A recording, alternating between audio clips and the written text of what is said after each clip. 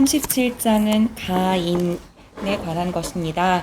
가인이라는 것은 가정의 경영을 책임지는 사람이라는 말인데요. 가정을 이끄는 사람의 도리는 무엇인지에 대해서 이야기하고 있는 장입니다. 주역에서는 가정교육은 믿음과 위엄을 바탕으로 엄하게 하라고 말하고 있습니다. 이게 얼마나 어려운 일인지 가정교육을 지금 하고 계신 분들은 잘 느끼실 것 같습니다. 제가 생각하기에 엄하면서도 여유가 있으려면 자신의 교육 방식에 대한 확고한 믿음이 있어야 할 것 같습니다. 또 자녀들도 부모의 방법이 옳다는 신뢰가 있어야 부모와 자녀 관계가 올바르게 맺어지겠죠.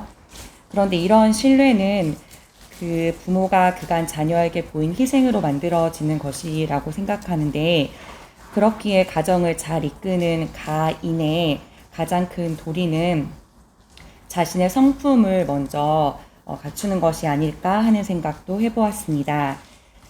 다음 38장 규에 관한 것입니다. 규라는 한자어의 뜻은 등지다, 벗어나다, 전환하다 라는 의미들을 갖고 있다고 해요. 규라는 것은 바르지 않은 상태에서 돌아서서 새로운 삶을 나아가는 것을 말합니다. 개인의 입장에서는 진실과 정의로 돌아가려는 분투가 될 것이고, 그동안 내가 몸담고 있던 집단이나 조직의 입장에서는 배신을 하는 것이기 때문에 새로운 삶을 시작하는 것, 그리고 익숙한 곳에서 벗어나는 것은 안과 밖으로 무척 어려운 일일 것입니다. 그래서 용기가 필요하고 그 용기를 지지하는 돕는 이들이 필요하다고 주역에서는 조언하고 있습니다. 그런데 대개는 혼자 노력을 먼저 하게 됩니다. 그런데 이렇게 하기보다 내가 변하고 바꾸고 싶은 무언가가 있다면 나를 도와줄 이를 곁에 두는 것이 현명한 것이라고 주역에서는 이야기합니다. 39장은 건괴입니다. 건이라는 것은 절다, 고생하다 라는 의미인데요. 이 건괴는 험난한 실패의 여정을 어떻게 극복할지를 우리에게 이야기하고 있습니다. 무엇보다 이 저자의 해석에서는 사람을 통해 어려움을 헤쳐나올 수 있다고 그렇게 말하고 있어요. 서로의 어깨를 빌려주며 함께 가라는 이야기입니다. 저도 어려운 일을 만났을 때 저와 함께 비를 맞아주셨던 분들이 늘 계셨어요. 그래서 저도 이 장을 읽으면서는 나도 그런 사람이 될 수 있어야겠다라고 다시 한번 다짐해 보게 됐습니다. 요즘 사회 분위기를 보면 해가 갈수록 개인이 고난을 이겨내고 있는 힘이 약해지는 것 같아요. 아마도 자신의 고통에 함께 공감해줄 그런 이웃들이 점점 줄어들기 때문인 것 같습니다. 그리고 40장은 해에 관한 것입니다. 해라는 것은 풀리다라는 말인데요. 술술 풀린다라는 말처럼 우리가 듣기 좋아하는 말도 없는 것 같습니다. 그런데 이 해에는 도리어 주역에서는 매사에 조심하고 삼가라고 주의를 줍니다.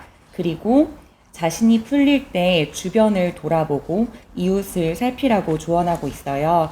저는 이 장을 읽을 때 떠올랐던 인물이 있었는데 바로 유명 연예인 유재석입니다.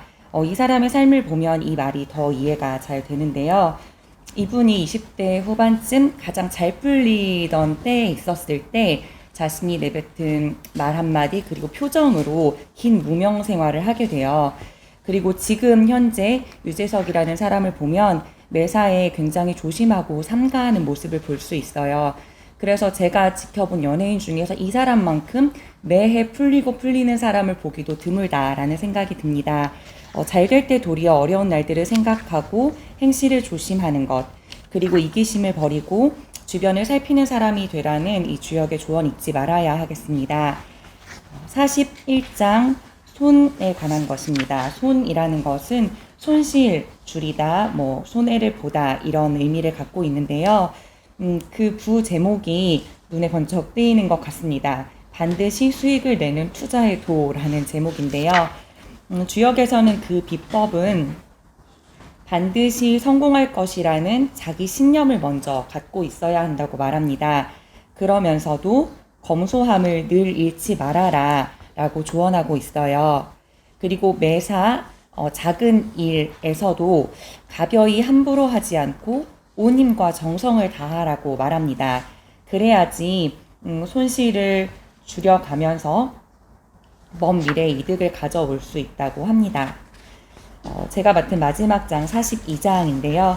42장은 이익에 관한 것입니다.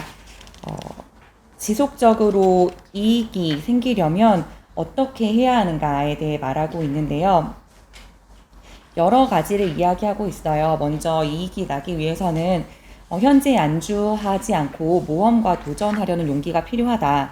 그리고 무엇보다 시대가 갈구하는 그런 흐름에 동승해야만 된다라고 몇 가지를 이야기하고 있는데, 제가 볼 때 이 장에서 가장 강조하는 것은 도움과 조언을 받으면서 가라는 것입니다. 저는 이 부분을 읽을 때 다 안다고 자만하지 말고 겸손하게 공부하고 또 공부해야 이익이 될 수 있다, 이익이 날 수 있다라는 의미로 읽었습니다. 이상입니다.